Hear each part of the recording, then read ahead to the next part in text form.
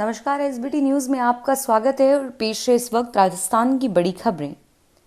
विधानसभा में शून्यकाल शुरू होते ही भाजपा विधायक वासुदेव देवनानी स्पीकर सीपी जोशी से उलझ गए।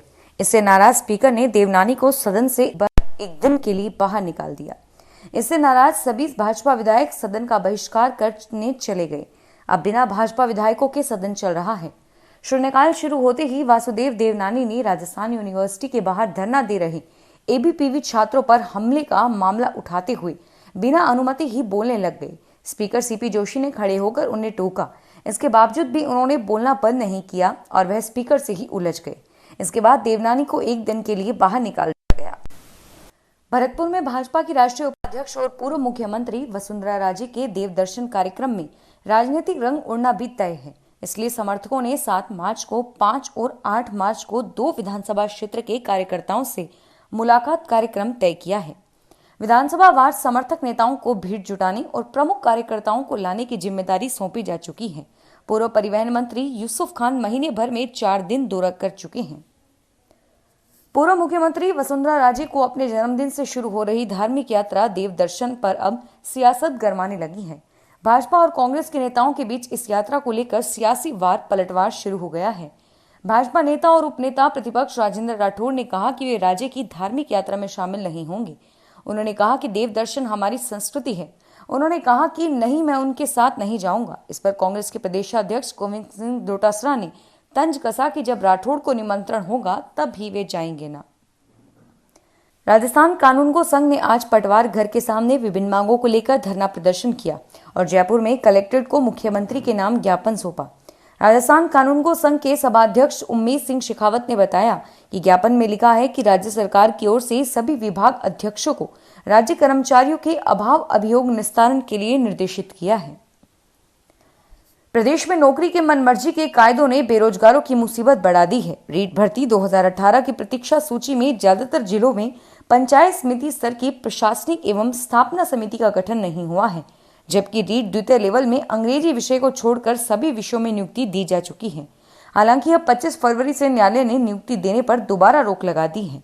पंचायती राज अधिनियम के तहत पंचायत समिति की स्थापना समिति ने अनुमोदन के बाद ही तृतीय श्रेणी शिक्षकों को नियुक्ति देने का प्रावधान है।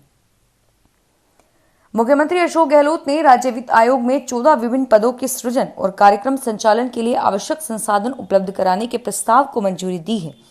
इस प्रस्ताव के अनुसार राज्य वित्त आयोग में विशेषाधिकारी, सदस्य सचिव, उप सचिव, उप निदेशक, निजी सहायक, सहायक और लेखाधिकारी ग्रेड द्वितीय, सूचना सहायक और लिपिक ग्रेड द्वितीय का एक पद, सहायक सांख्यिकी अधिकारी के 2, चतुर्थ श्रेणी कर्मचारी के 3, अनुबंध आधारित कंप्यूटर ऑपरेटर विद मशीन के 2 पद सृजित किए जाएंगे। जैसलमेर जोधपुर के बीच परमाणु नगरी पोखरण में स्थित राजस्थान पर्यटन विकास निगम के गोडावन में मिड वे के अब पुनः दिन फिरने वाले हैं। 3.5 वर्षों से ताले की कैद में जकड़े मिड वे का जीर्णोद्धार करवाया जाएगा तथा इसे पुनः शुरू किया जाएगा। इसको लेकर सरकार की ओर से इस वर्ष बजट में घोषणा की गई है। राजस्थान यूनिवर्सिटी के मुख्य गेट पर शनिवार रात विवाद के बाद अब यहां एबीपीवी और एनएसयूआई दोनों संगठनों ने धरना शुरू कर दिया है। एबीपीवी ने कहा 7 दिन से विभिन्न मांगों के संबंध में धरना चल रहा है। शनिवार रात एनएसयूआई के कार्यकर्ता यहां आए और फिर दोनों पक्षों में विवाद हो गया। इसके बाद सोमवार को दोनों ही संगठन आंदोलन की राह पर हैं। राजस्थान में दिव्यांगों के कल्याण के लिए निःशक्तजन अधिकार अधिनियम लागू तो हो गया, लेकिन सिर्फ नाम का। दिव्य शक्ति को आगे बढ़ाने के लिए बनाए गए इस कानून के जरिए दिव्यांगों को आत्मनिर्भर बनाया जाता है, लेकिन प्रदेश में ये कानून इतना कमजोर हो गया कि दिव्यांग बिल्कुल लाचार हो गए हैं। देश की दिव्य शक्ति को और अधिक बलवान बनाने के लिए निःशक्तजन अधिकार कानून बनाया गया है, जिसे राजस्थान में भी लागू किया गया है, लेकिन ये अधिकार केवल कागजों तक ही सीमित रह गए, क्योंकि राज्य में न तो दिव्यांगों को 4% आरक्षण का पूरा लाभ मिल पा रहा और न ही दूसरी योजनाओं में रियायत।